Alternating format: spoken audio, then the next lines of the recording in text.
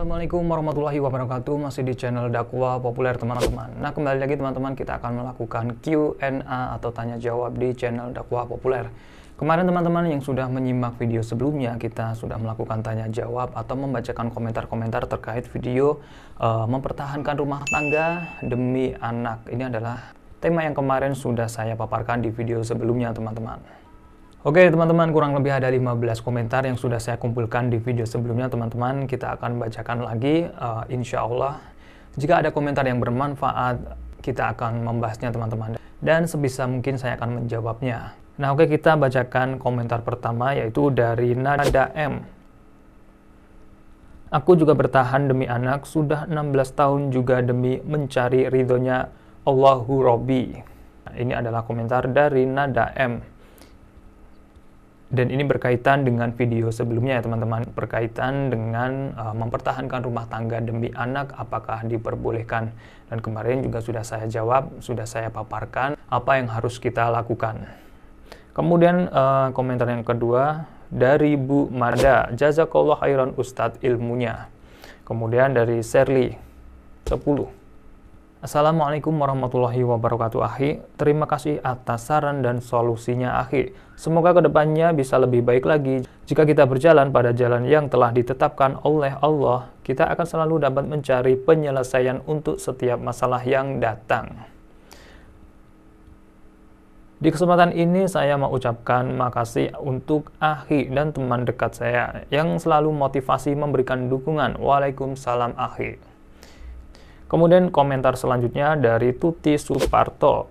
Ana dukung semoga menjadi ladang pahala dengan tayangan-tayangan yang selalu memberikan kesejukan. Amin.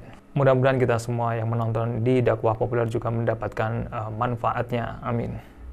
Kemudian dari Karmi Apip. Assalamualaikum. Maaf saya ingin bertanya. Saya bekerja di bank swasta dan riba. Saya mau keluar kerja tapi belum ada gantinya. Saya sudah takut uang yang saya hasilkan berasal dari riba. Dan saya juga jadi merasa kekurangan terus sampai saya juga pinjam uang riba yang dicicil. Saya ingin keluar dari semuanya, tapi saya takut belum ada gantinya. Kalau saya keluar, gimana cicilan saya? Mohon solusinya. Nah ini pertanyaan yang menarik teman-teman, masalah tentang perbankan dan juga tentang hal riba. Insya Allah nanti kita akan membahasnya di tema yang khusus teman-teman, masalah riba ini teman-teman. Ada sahabat kita yang membalasnya, yaitu Bismillah, yakinlah akan janji Allah. Segala yang kita tinggalkan demi Allah dan ridhonya akan Allah ganti. Dan kenapa kamu takut akan rizki, sedangkan kamu diciptakan dari yang maha kaya dan sempurna memiliki segalanya Allah. Ini adalah balasan dari Karmi Apip ya, mengenai masalah perbankan dan juga ingin keluar kerja karena takut adanya riba. Ini udah dijawab. Alif Laksamana ini menjawab komentar. Oke, kita akan lanjut ke komentar selanjutnya teman-teman. Dari Imat, tema yang bagus. Kemudian dari Damar Sasongko. Sekedar saran untuk masalah sharing, jika rumah tangga memang sedang bermasalah, sebaiknya hindari curhat dengan lawan jenis yang bukan mahram. Kalau memang butuh pandangan dari sisi lawan jenis, masih bisa ke ayah, paman, kakak, adik, laki-laki, dan sebagainya. Yang penting bukan non-mahram. Karena biasanya syaitan akan mencari celah pintu fitnah daripada afwan jika salah, mohon dikoreksi. Kemudian selanjutnya teman-teman, kita akan membacanya dari Herlina Silvia, Bismillah, sukses selalu. Kemudian komentar dari Caca. Assalamualaikum warahmatullahi wabarakatuh, sangat bermanfaat akhi. Mau tanya, jika orang berhutang tapi tidak mau bayar, jika ditagih malah menghindar, jazakallahu khairan. Ini komentar dari Caca. Dan ada yang membalasnya juga teman-teman, dari RHS Channel.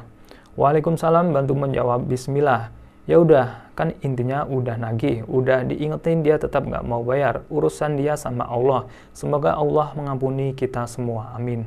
Kemudian juga ada yang membalas, Luluk Hasanah. Saya nikah dijodohkan, dipaksa juga selama 14 tahun. Nggak pernah tumbuh cinta, sering cekcok juga saya suami. Pada beda umur 12 tahun maksudnya. Selama ini saya bertahan cuma demi anak, tapi batin saya tersiksa. Luluk Hasanah ini berkomentar di video tentang rumah tangga atau mempertahankan rumah tangga karena anak.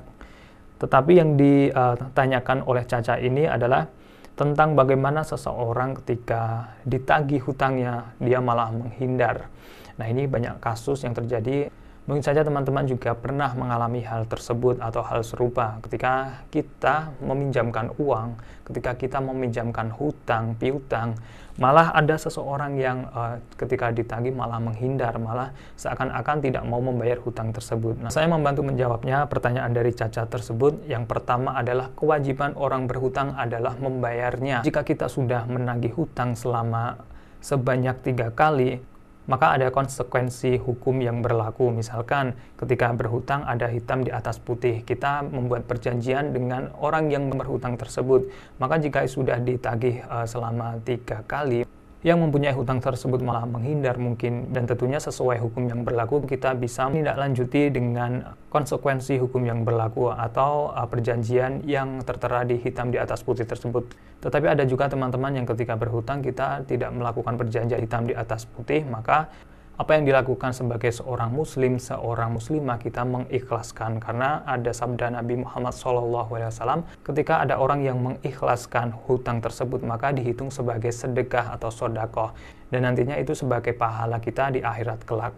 Dan perlu diketahui juga teman-teman, ketika orang berhutang tetapi tidak mau membayar, ini salah satu dosa besar. Karena ada hadis juga yang menyebutkan jika ada orang yang meninggal dunia tetapi masih menanggung hutangnya, maka jiwanya akan tergantung antara langit dan bumi. Ini tentunya berbahaya sekali bagi seorang muslim, seorang yang beragama Islam yang meyakini bahwasanya kehidupan dunia ini tidak hanya di dunia saja, tetapi nantinya kita akan menuju ke akhirat. Dan salah satunya bahwasanya masalah-masalah di dunia ini harus kita selesaikan dengan baik-baik. Salah satunya adalah hutang piutang ini. Jika orang yang sudah meninggal tetapi masih ada hutang di dunia, entah hutang itu kecil, entah hutang itu kecil, entah hutang itu banyak, tetapi kita harus menyelesaikannya. Jika tidak sempat menyelesaikannya, sebaiknya mewasiatkan ke ahli warisnya. Mungkin yang berhutang mempunyai anak, mempunyai kerabat atau saudara, maka kita berwasiat dengannya agar segera melunasinya jika sudah meninggal dunia. Atau mungkin yang terkait dengan hutang tersebut meninggal dunia, kita bisa mewasiatkan dan segera melunasinya agar urusan di dunia ini selesai. Sehingga orang yang mempunyai hutang ketika meninggal dunia sudah tenang di akhirat atau sudah tenang dan menyelesaikan urusan-urusan di dunia. Ini salah satu kiat kita agar kita selalu berhati-hati ketika mempunyai hutang kepada seseorang. Karena juga sebagai orang muslim dianjurkan kalau tidak terpaksa sekali, janganlah berhutang. Ada juga orang-orang yang mungkin hidupnya mewah, mungkin hidupnya mempunyai uang banyak, tetapi segala barang-barangnya, segala kekayaannya dicicil atau mungkin hutang sana-sini demi gaya hidup yang mewah. Ini salah satu perbuatan yang tidak dianjurkan. Karena hidup ini akan lebih tenang teman-teman jika tidak mempunyai hutang.